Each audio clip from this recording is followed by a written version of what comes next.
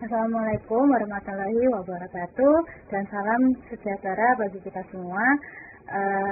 Kami dari kelompok manajemen kelas C mempresentasikan tentang teori mengenai motivasi itu apa sih, model manajemen motivasi karyawan. Untuk pengertian dan teori mengenai motivasi itu keadaan dalam pribadi seseorang yang mendorong keinginan individu untuk melakukan kegiatan-kegiatan tertentu guna mencapai tujuan karena adanya upaya untuk memenuhi beberapa kebutuhan individu. Nah, istilah-istilah motivasi antara lain kebutuhan, desakan, keinginan, dan dorongan. Teori-teori motivasi hierarki dari Maslow dan Herzog Maslow mendasarkan konsep hierarki kebutuhan pada dua prinsip. Yang pertama, kebutuhan-kebutuhan manusia dapat disusun dalam suatu hierarki dari kebutuhan terendah sampai yang tertinggi. Yang kedua, suatu kebutuhan yang telah terpuaskan berhenti menjadi motivator utama dari perilaku. Menurut Maslow, manusia akan didorong untuk memenuhi kebutuhan yang paling kuat sesuai dengan waktu, keadaan, dan pengalaman yang bersangkutan mengikuti suatu hierarki. Kebutuhan yang telah terpuaskan akan berhenti menjadi motivasi utama dari perilaku, digantikan kebutuhan selanjutnya yang mendominasi. Teori motivasi disebut motivation hygiene theory atau teori dua faktor.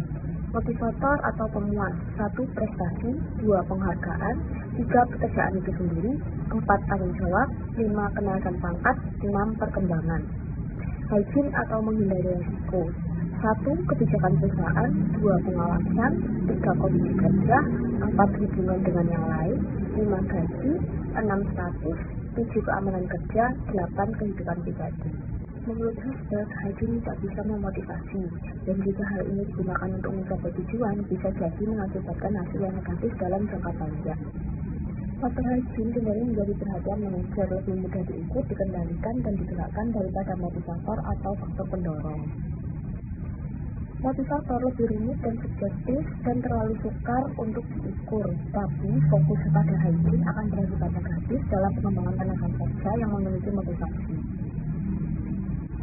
Jika perlakuan karyawan cukup baik, tetapi mereka menunjukkan sedikit sikap positif terhadap pekerjaan mereka dan tidak bersedia memperluas usaha lebih baik terhadap perusahaan, maka organisasi tersebut memiliki masalah motivasi. Teori motivasi yaitu teori mengatakan bahwa ada korelasi positif antara kebutuhan prestasi dengan perilaku sukses. Seseorang yang memiliki kebutuhan yang kuat dampaknya adalah memotivasi seseorang untuk menggunakan perilaku yang mengarah pada pemenuhan kebutuhan untuk kepuasan. Orang-orang yang berorientasi prestasi mempunyai karakteristik tertentu dapat dikembangkan, yaitu kebutuhan bila individu merasa ada ketidakseimbangan antara yang dimiliki dengan apa yang diharapkan. Kebutuhan menentukan juga tujuan realistik dan mengambil risiko yang diperhitungkan oleh tidak mudah putus asa, menerima pelajaran dengan baik. 2. Mempunyai kecenderungan untuk menetapkan tujuan-tujuan prestasi dan menghitung risiko. Merupakan kekuatan mental untuk melakukan kegiatan dalam rangka memenuhi harapan. Kebutuhan organisme merupakan penyebab munculnya dengan dorongan mengaktifkan tingkah laku mengembalikan keseimbangan fisiologis organisme. 3. Mempunyai kebutuhan yang kuat akan umpan balik tentang seberapa baik mereka dalam mencapai tujuan prestasinya, yaitu rasa yakin, memiliki kekuatan, menghilangkan pemikiran negatif, berusaha meningkatkan kekuatan diri, menggunakan pemikiran inovatif untuk menggapai kesuksesan, berusaha gembira meskipun tidak dalam kondisi bahagia. 4.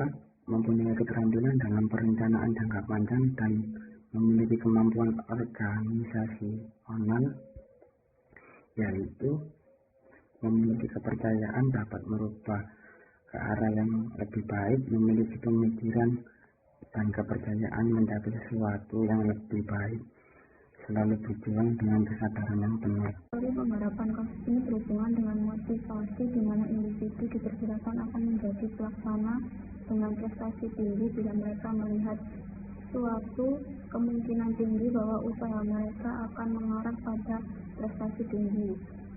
Suatu probabilitas tinggi bahwa prestasi tinggi akan mengarah ke hasil-hasil yang menguntungkan. Hasil-hasil tersebut akan menjadi pada keadaan keseimbangan penari efektif bagi mereka. Teori ini menyatakan bahwa perilaku kerja karyawan dapat dijelaskan dengan kenyataan.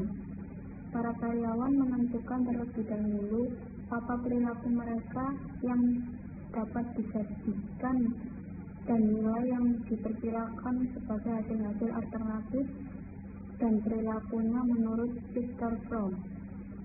Teori pengharapan model Porter-Lawler adalah teori pengharapan dari motivasi dengan versi orientasi masa mendatang dan juga menekankan antisipasi tanggapan atau hasil. Model pengharapan ini menyajikan investasi bagi manajer tentang bagaimana seharusnya memotivasi bawahan yang mencukup. 1.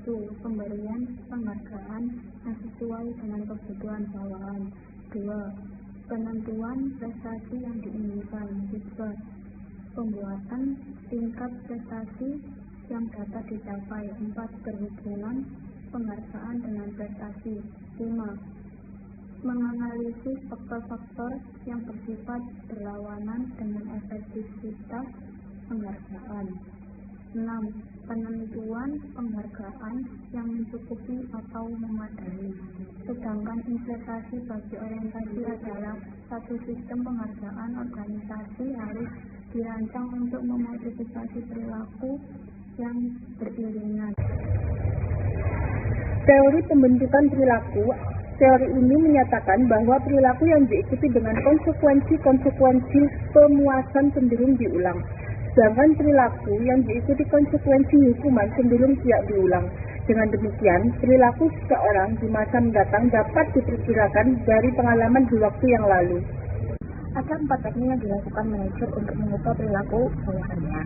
1. Penguatan positif. Bisa penguat primer seperti makanan atau minuman. 2. Penguatan negatif, di mana individu akan mempelajari perilaku yang membawa konsekuensi tidak menyenangkan dan kemudian menghindari diri di masa akan mendatang. Dengan teknik pembentukan perilaku yaitu penjelasan yang berkaitan dengan sumber penyebab dan dibiasakan menjadi internal dan menjadi dan eksternal luar diri. Seorang yang optimis membuat hal yang baik merupakan hal yang disebabkan oleh faktor dalam dirinya. Misalkan kami berhasil menang dalam pertandingan tadi malam karena kemampuan kami lebih baik bila dibandingkan dengan lawan kami. Sedangkan hal yang buruk dianggap sebagai suatu hal yang dipengaruhi oleh faktor eksternal. Misalnya, saya dapat nilai yang jelek dalam ulangan kemarin karena waktu yang diberikan terlalu sempit. Yang ketiga, beritahu karyawan tentang apa yang harus dilakukan untuk mendapatkan penghargaan. Keempat, beritahu karyawan tentang apa yang harus dilakukan secara salah.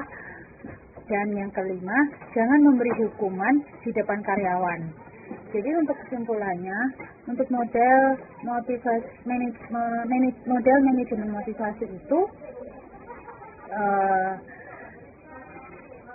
cara untuk meningkatkan motivasi karyawan itu dengan yang pertama, menciptakan lingkungan kerja yang aman dan nyaman. Nah, itu tuh dengan memberikan beberapa fasilitas yang dapat digunakan oleh karyawan seperti coffee maker atau ruang santai untuk beristirahat sejenak. Selain itu, pastikan ruangan itu tempat karyawan itu memiliki sistem pencahayaan, sirkulasi udara, dan keamanan yang dapat mendukung kinerja mereka. Untuk yang kedua, memberikan bekal atau pelatihan untuk pengembangan diri. Nah, itu gunanya adalah membantu mereka untuk mengembangkan diri serta kemampuannya. Pelatihannya itu sesuai dengan skill yang mereka miliki. Atau jika Anda melihat bahwa seorang karyawan memiliki ketertarikan untuk mempelajari hal tertentu, berikan juga pelatihan kepada karyawan tersebut agar mereka dapat berkembang. Yang ketiga, mengadakan outing atau liburan bersama. Nah, dengan mengadakan outing atau liburan bersama ini itu dapat membuat karyawan itu refreshing sejenak sebelum kembali ke aktivitas sehari-hari. Yang keempat, memberikan upah sesuai beban kerja dan keahlian. Sesuai dengan beban kerja itu, jadi itu bisa meningkatkan motivasi kerja karyawan karena dari beberapa pekerja, gaji itu penghasilan itu merupakan motivasi utama dalam bekerja. Karyawan akan semakin termotivasi apabila mereka mendapat bayaran tambahan yang sesuai dengan beban kerja dan keahlian mereka di perusahaan, seperti insentif atau tunjangan. Nah, yang kelima, memberikan kesempatan untuk berpendapat. Jadi tingkatkanlah motivasi kerja karyawan itu dengan memberikan mereka kesempatan untuk berpendapat. Nah, dapat seperti membuat sebuah forum diskusi atau melakukan pertemuan 4 mata untuk memberikan mereka kebebasan dalam berpendapat. Untuk yang keenam, memberikan jenjang karir yang jelas. Dengan jenjang karir ini, tentu saja itu membuat karyawan semakin semangat dalam bekerja karena adanya motivasi kerja yang jelas dan membuat mereka semakin semangat untuk mengejar reward kenaikan jabatan yang tentu saja akan berdampak pada kenaikan penghasilan mereka. Untuk yang ketujuh, memberikan apresiasi. Nah, meningkatkan motivasi kerja karyawan itu dengan memberikan apresiasi terhadap kerja keras yang telah mereka lakukan selama bekerja itu membuat karyawan itu merasa dihargai serta termotivasi untuk memberikan usaha lebih lagi demi memajukan perusahaan Anda.